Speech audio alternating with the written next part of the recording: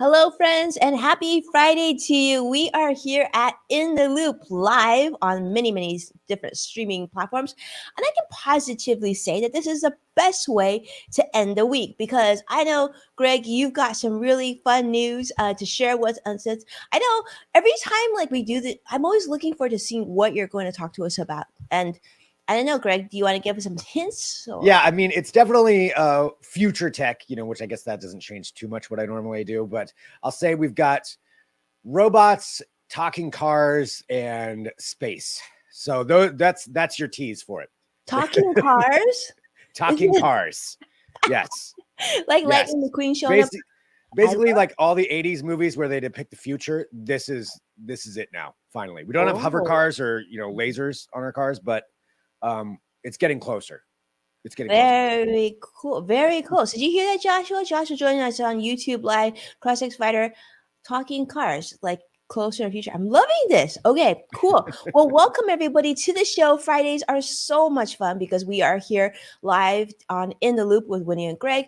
For those of you who are brand new to the show, welcome. I'm Winnie's son, longtime financial pro, CNBC council member, Forbes contributor, and host of Level Up, which can be also found on NASDAQ, Amazon Fire, and now also LG, which is pretty fun. But what Greg had mentioned earlier too, and what makes this show so special is he brings it, and we are here live, and we can't wait to see who you are and where you're joining us from. So don't be shy. Join Joshua. Come in and say hello.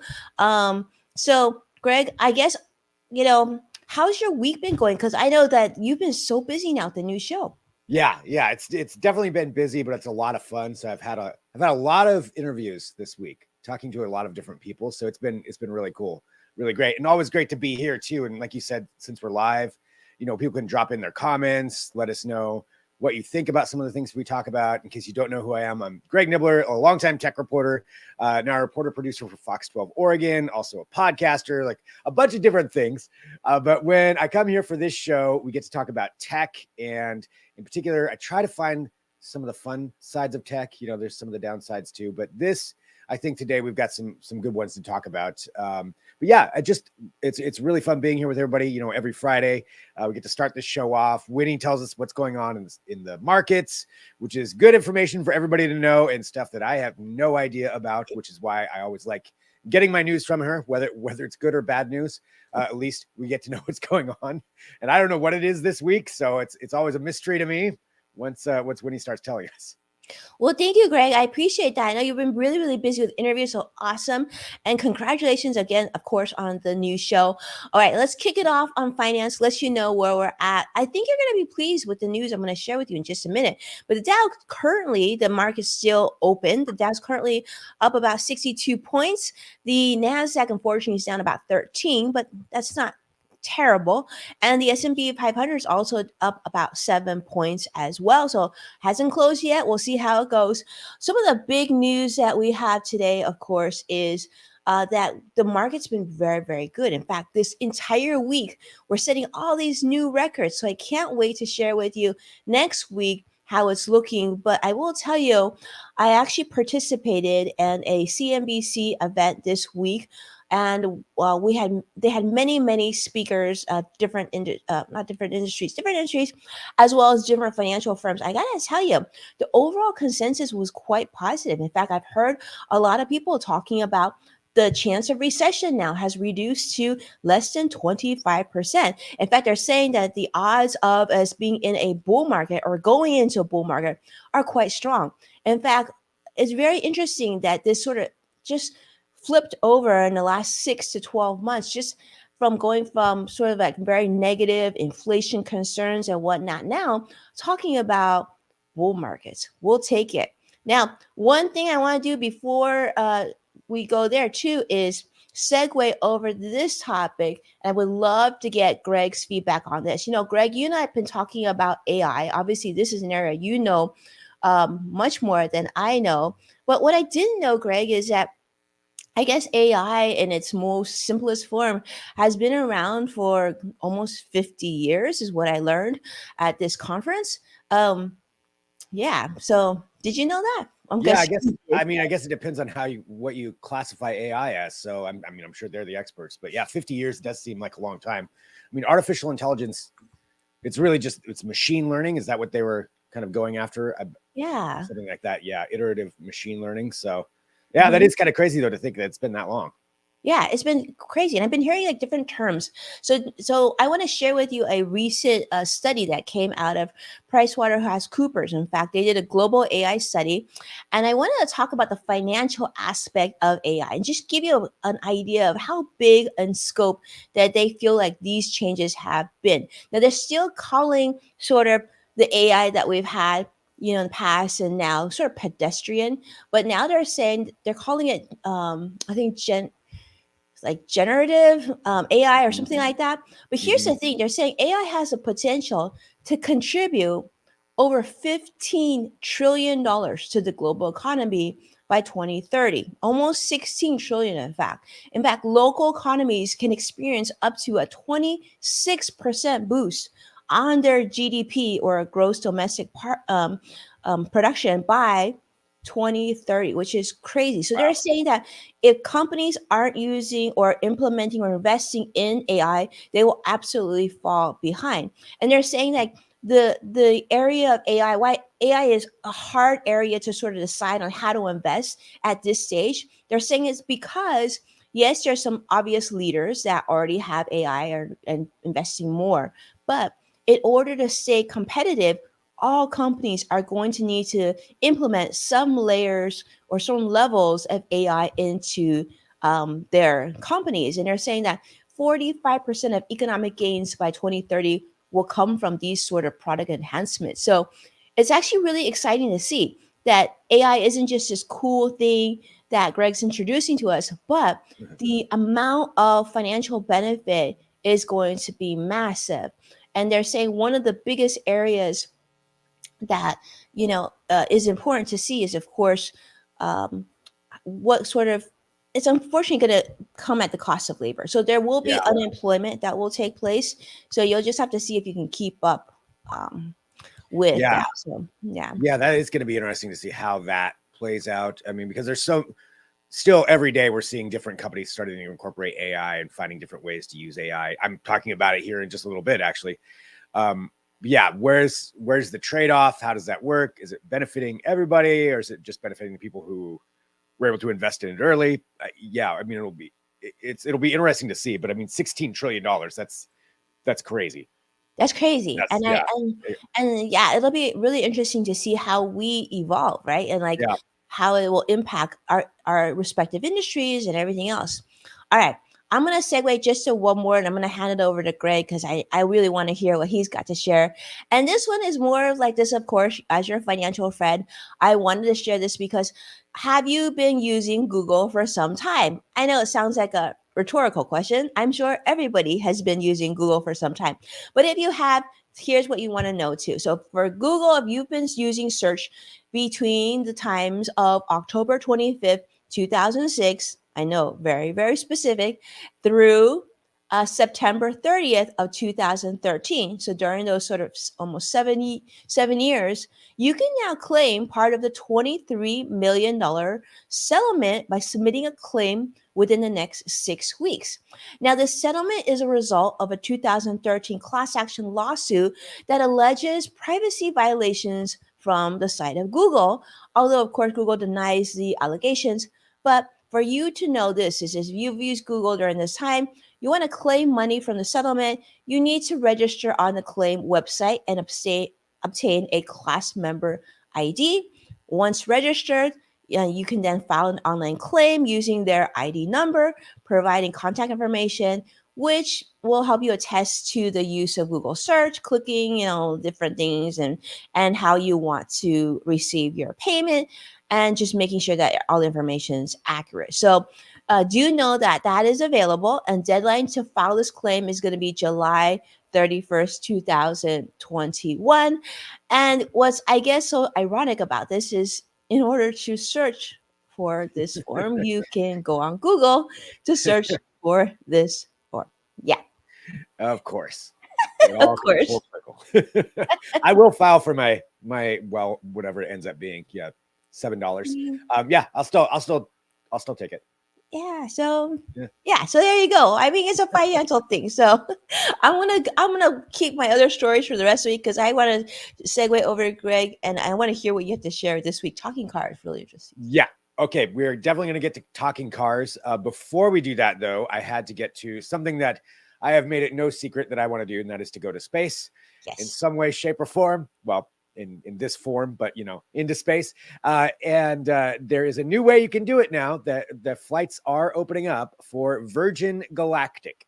So Virgin Galactic is one of the 3 different ways that people have been going into space. Really, on the commercial side of things, you have Blue Origin, you have Elon Musk with SpaceX. This is Virgin Galactic, and it's a little bit different. So as you can see there, the way you go into space with Virgin Galactic is it really is kind of, you go up in this rocket ship, but you're attached to a plane. You go up to a certain height. I believe it's about 50,000 feet, I think it is.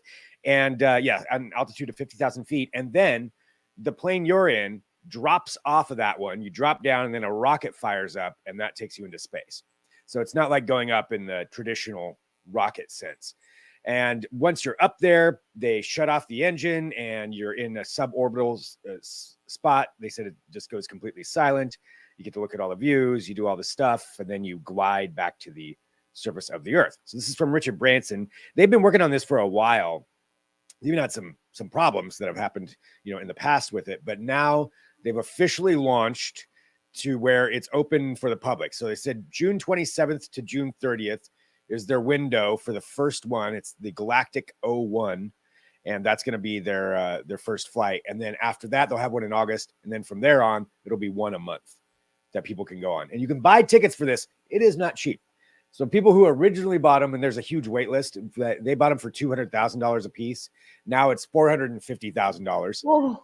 Yeah, for your one quick trip to space. And there's a waiting list, so it probably still will be a little while before even all those people nice before even all those people will be able to do it. But it's out there now, so it is something that you can, if you want to, you could go on there and sign up and put down. I don't know what the deposit would be on that, but you could go to space. So it's at least opening it back, opening it up a little bit more, even though it's a very exclusive crowd. But maybe eventually, this could get a little bit more reasonable.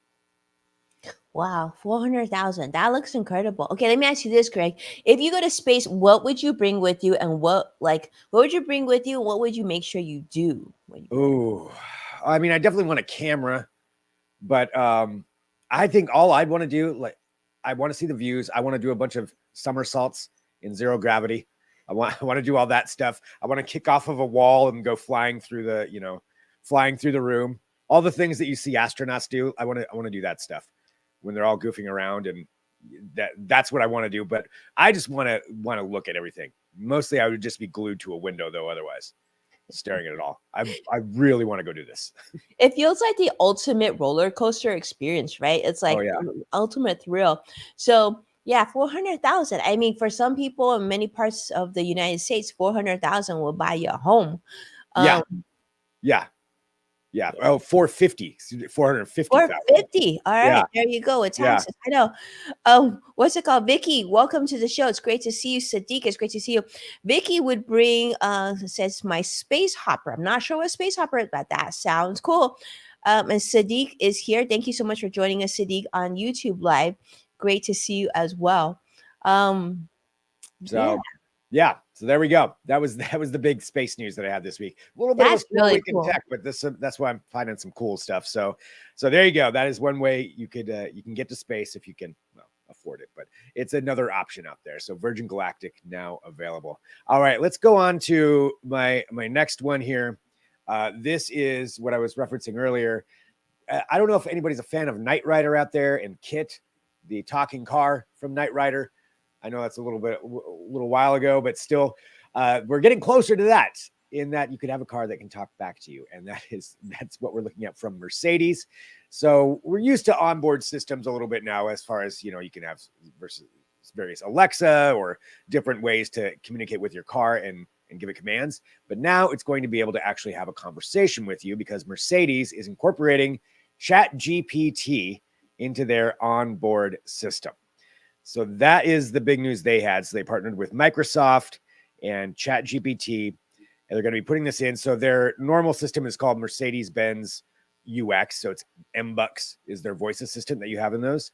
And with this addition, like previously, what you could do now is, say, I want the temperature changed or various different commands. Now it's essentially going to be able to have a whole conversation with you to where it's powered by Chat GPT. You can ask it questions. You can interact with it. You can actually talk with your car if you want to. I don't know if this is something that everybody's going to want, but I do find it an interesting use case. They're actually doing it as a trial right now. So anybody who has one of these cars, you can set it up and it'll just run for you. I think they're going to do it for about 6 months and then to see if everybody wants it or not. But I don't know, Winnie, would you want this kind of interaction with your vehicle? I think I would. I do Yeah. like the idea. I mean, I will tell you, you know this very well, that I do feel like Alexa has limited uses and, hasn't really been all there. But ChatGPT, I mean, obviously, you're not going to sit in your car and say, "Hey, write me an article," Right. or whatever in your car. But I do think there are some really creative uses for it. So, for example, you could talk to it and say, "Hey, ChatGPT, I want to get from point A to point B. Don't even have to type in the address of the place that you want to go to, Yeah. search for, how you talked about the capability with ChatGPT and planning a vacation, like finding locations for you. And maybe even like if you're driving and you don't have access, you can just, hey, ChatGPT, write this down as notes for me to remember later, add it to my calendar. I do think this is the beginning of something pretty cool, especially for just making our lives a little easier. Yeah. Yeah. I mean, I those are all really good points right there. I actually use probably one of the only people ever who uses the Echo Auto in my car. I've got the Amazon adaption for it, and there are a lot of limitations to that as well. So this would be something that more I'm thinking about it, especially driving and completely hands-free, not having to worry about going through too many processes of even touching anything. Like you said, like, hey, I want to go here. Also, I need to stop off and get gas somewhere. So tell me where to go, and just saying it out loud. Another thing too is imagine, I'm just thinking about different use cases. Imagine you're doing a long drive at night and Mhm. start to get a little tired. Just have a conversation with it just to keep you awake. That could be something that you could do too. I think that'd be interesting to say how Yeah. good a conversationist this ChatGPT is. I mean, Yeah. that'll be interesting because I can just imagine you having conversations and they're saying like, "I'm sorry, I don't understand," or "I'm sorry, that's exceeds my capability," and you're like, "Ah, Yeah. wait, you're not even talking right." Yeah. I'm sure that'll be part of it too. But it's just I think showing, like we were talking about earlier, different ways that AI and things like Chat GPT and the various offshoots of that or competitors of that, and how they're being utilized and how they're being put in places. So I think it'll be an interesting experiment just to see. I'd love to see it in action. And I don't think they've shown anything where people are actually using it yet. They just announced that it's going to happen. But just to experience it and see if if it is something that you end up like really using, or is it something that you're just not even going to really engage with? Um, I think yeah, it'll be great. I think it'll be great. I think it's the beginning of something very, very exciting, and I definitely think this yeah, is the future.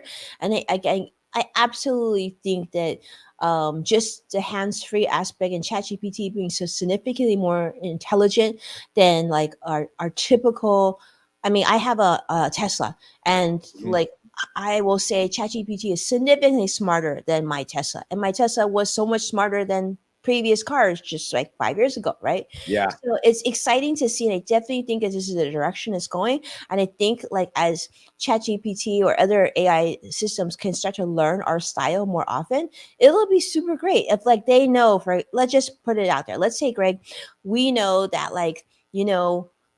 after learning, they know that Greg doesn't like, I don't know, let's pretend something. Let's say Greg doesn't like sardines or something. So they'll sure, make that's sure to accurate. Yeah. Okay, cool. So they'll make sure that if Greg's going to a different area and wants to try a restaurant, we'll take him to sardine restaurants, you know? I think like this is the beginning to making our lives a lot easier and more streamlined, and we can Yeah. um and I can see how marketers would take advantage of that too, because then this Oh data, yeah. you know, and they could feed you certain offers and plug them right into your phone. And who knows if this, you know, I guess Elon's idea of having that one X app doing everything, this could all blend in. Be really Right. interesting. Yeah, Yeah. some Leading it people from say the it would work in Istanbul though. yeah. But thinking about that marketing aspect too, you know, if this were to become prevalent in all vehicles, imagine what some of those things could be, where you'd have the marketers like, oh, look at that, a Burger King's up here on the right, you should stop by for a new, you know, where it just starts feeding you deals and Hmm. telling you what's coming up, trying to get you to stop off at things. Yeah, that is going to be, because I think regardless with this, you know, they're saying they're just testing it out, but I do think this is the kind of thing that's going to start getting incorporated in, you know, whether it's right away or over the next few years. Probably this is going to become a standard thing. So yeah, how are marketers going to utilize it? How are we going to see it being manipulated? Because obviously everybody's always going to want to figure out that way. If you have something right in your vehicle every day that you're engaging with, somebody's going to want to figure out a way to market to that. So yeah, That's a $15 trillion opportunity, there it right? is. Yeah, it feeds right into what you were talking about. Yep, exactly. All comes together. But Really? yeah, that was the big news from them. I do have one other thing. You know, kind of a slow week in tech. We had a lot with Apple last week, so that we're picking out some fun stuff. And of course, I had to get a robot. So this is a robot from the Georgia Institute of Technology. And the whole idea here is figuring out different ways for athletes or people engaging in physical activities to find better training. And so this guy was really into tennis, really into robotics, decided to combine the two because he wanted a better way to train when you're not with another person. So he wanted a robot that could actually volley back to him better than, you know, the old machines that just spit the balls out at you. This one, it's still in the beginning, but the robot can actually move around, hit the ball back, and engage a lot more. It's based off of this one right here, Esther Vergeer, who is a Paralympic athlete, wheelchair tennis. So he kind of took what she's doing, incorporated that into a robot, and now he's got a robot that he can volley back and forth to. The tech behind it is pretty cool, though, which they do have a great explainer right here for it. So it's you know, showing how it's seeing the court, using all that stuff like you would say you don't have on your Tesla, as far as finding out what's in front of you, what's around, knowing how to manipulate the space around there, seeing the ball, actually being able to roll over to the ball and volley it back. It's pretty cool, honestly. Experimental sport tennis wheelchair robot. I love how they try to fit those things into the acronyms that they come up with. But yeah, I thought that was a pretty neat use case, and just to see where it can come. And they even say it's like this is the beginning of this, but thinking outside the box of what you can do with robotics. Well, Vicky really loves this robot. She thinks it's a great idea. And I agree. I do think that's why I love your robot pieces, Greg. It's so hopeful because you're seeing the, really smart people develop robots to solve problems, right? Yeah, This is something that you could have in your backyard at home if you don't have a tennis, you know, partner, or it's just reliable, and it doesn't seem like it's that big, and looks yeah, it looks probably more affordable than a lot of other robots that you've shared on the show. yeah. We'll have to see on that end, but Mhm. definitely, you know, it's like you said, solving problems. And even if this is just a simple one because he likes tennis, but the concept, the proof there of showing what you can do with a robot, that can be applied to a bunch of other things.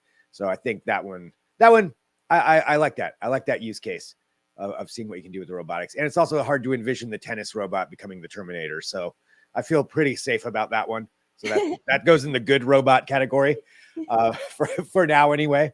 But yeah, I thought that was a cool one just to kind of end the week on, and taking a look at just somebody working on a cool project. And there's so many robotic projects out there that people are coming up with and ways to solve problems and ways to show what you can do with them and where things can go. It's fun to follow up on, which is why I love it when people always send me robot stuff or text, anything tech related. When you send me those messages, I love that. So I appreciate that everybody sends us that to me.